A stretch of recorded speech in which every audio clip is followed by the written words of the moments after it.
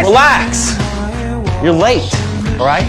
My name's Alan, Barry Allen, United States Secret Service. Your boy just tried to jump out the window. My partner has him in custody. I don't know what you're talking about. Carl didn't buy it at first, but seeing how composed I was and watching me hand over my entire wallet for inspection, he started to have doubts. Just as Carl was about to open the wallet, I stopped him and pulled him over to look out the window. Look out the window. My partner's walking into the car as we speak. Look. Old guy almost pissed in his pants when I came through the door. He jumped right through the window onto the hood of my car. Hey, Murph. Yeah, call the LAPD again. I don't want people walking through my crime scene. I didn't expect the Secret Service on this. Don't worry about it. Well, what's your name? Henry. Carl Henry.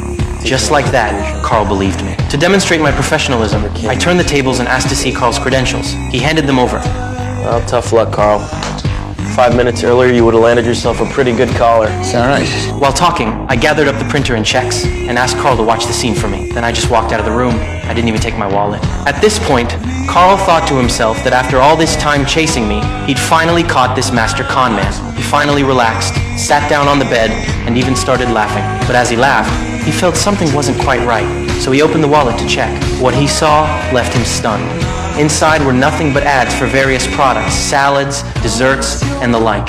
He realized he'd been played, but it was too late. I was long gone. And that's how the first round of cat and mouse ended, with my complete victory. After this incident, I got cocky. I dressed myself up like James Bond, drove around in a fancy car, and picked up down on their luck models at hotels. On Christmas Eve, I called Carl to taunt him, claiming I was in room 3113 at a hotel and daring him to come catch me.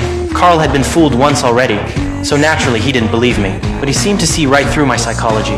You didn't call just to apologize, did you? What do you mean? You have no one else to call. Carl had hit a nerve. Because after I'd gotten money, I'd gone back home once. I thought my parents' divorce was just about money. Suddenly, because after I'd gotten back together, wanting to return to that perfect life and find the warmth of home again. But reality had changed beyond recognition. Mom had remarried, and Dad had become someone barred from spending due to unpaid debts. In the end, I discovered that money still couldn't solve my problems. Christmas, which should have been a family reunion, I had to spend alone. Combined with Carl's taunts, I stormed out in anger. And the room number happened to be 3113. Obviously, I'd calculated that the agent wouldn't come. On Carl's end, he started investigating the name Barry Allen, and after much searching, learned it was the Flash's name. Carl suddenly realized that the con artist he was chasing was likely just a kid who loved comic books. Following this lead, he investigated all the runaway teenagers in New York, and eventually narrowed it down to me. But Carl never could have imagined that this genius scammer was only 17 years old. The agent told my mother